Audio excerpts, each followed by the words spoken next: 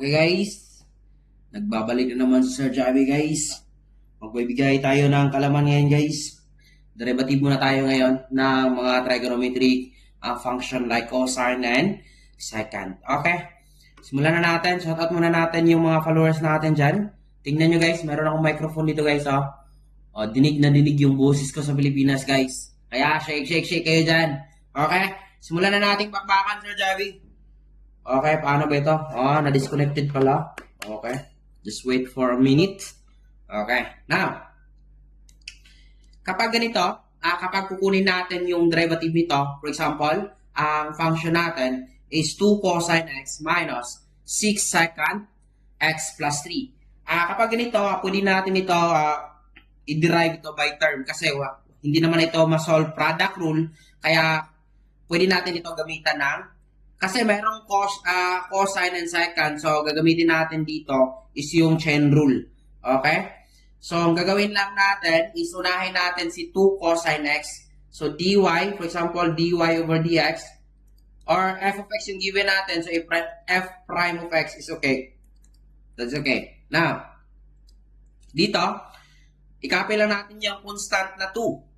So, 2, then derivative ng cosine is negative sine x. Then, times derivative ng x, that is 1. So, 1 na yan. So, walang problema. So, dito, copy lang natin yung negative 6. Then, kukunin natin yung derivative ni secant x. Di ba ang derivative ni secant x is secant x, then tangent x. So, ang mangyayari dito, derivative ng constant 3, wala na yan kasi 0 yan. So, simplify lang natin dito, f prime of x. So, dito, negative 2 sin x minus, distribute lang natin yan lahat, negative 6 secant x tangent x. Or, pwede natin itong gawin na i-factor out lang natin. Pwede din yan, f prime of x. Ito maging 2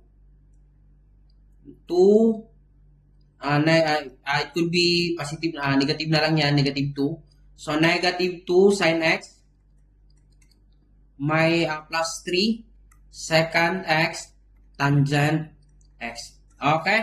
Ito yung sagot natin, Sir Javi. Shake muna kayo dyan, mga math majors.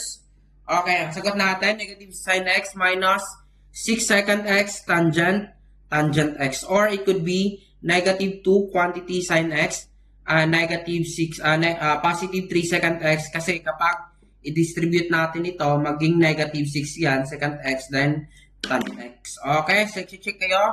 Shake.